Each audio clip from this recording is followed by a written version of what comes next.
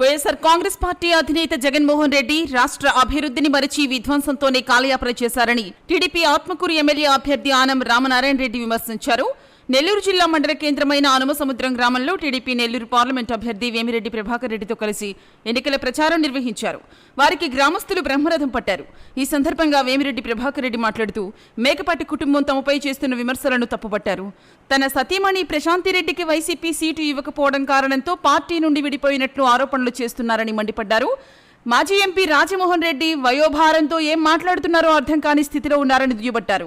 ఆనం రామనారాయణ రెడ్డి ఈ సందర్భంగా మాట్లాడుతూ సోమశిల జలాశయం ద్వారా ఏఎస్పేట మండలంలోని చివరి ఆయకట్టు వరకు సాగునీరు అందించామని ప్రజలకు గుర్తు చేశారు. జగన్మోహన్ రెడ్డి గడిచిన 5 ఏళ్లలో విధ్వంసం తప్ప అభివృద్ధి వైపు పరిపాలన చేయలేదని, చేతగాని వ్యక్తి అని విమర్శించారు. ఆత్మకూరు నియోజకవర్గ ప్రజలకు సాగునీటిని అందించిన తనకు తాగునీటిని అందించిన వేమిరెడ్డి ప్రభాకర్ రెడ్డికి జరగబోయే ఎన్నికల్లో సైకిల్ గుర్తుకు ఓటు వేసి గెలిపించాలని అభ్యర్థించారు.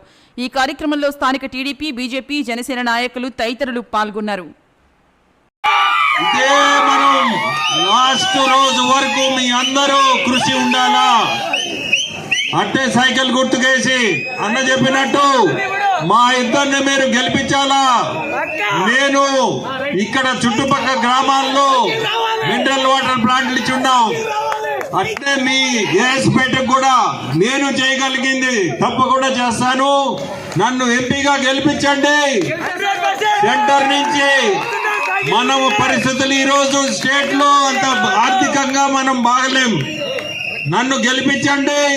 ఈ చుట్టుపక్కల ప్రాంతాలని డెవలప్ చేసేదానికి మనకి ఎన్డీఏ ప్రభుత్వం ఉంది.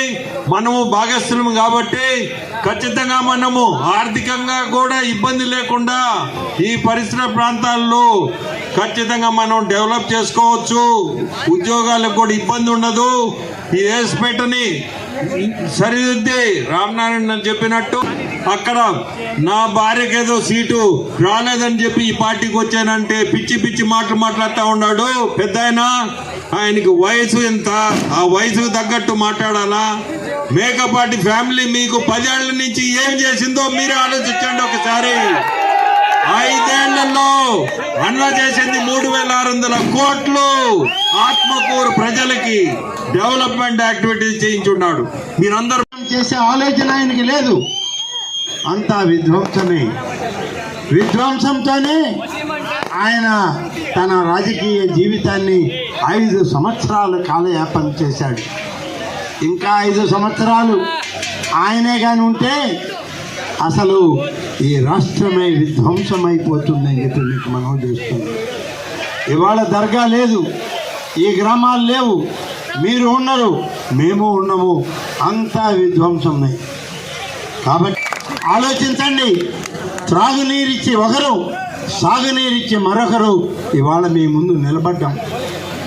అవతల వైపు ఎవరున్నారు మీరే ఆలోచించండి.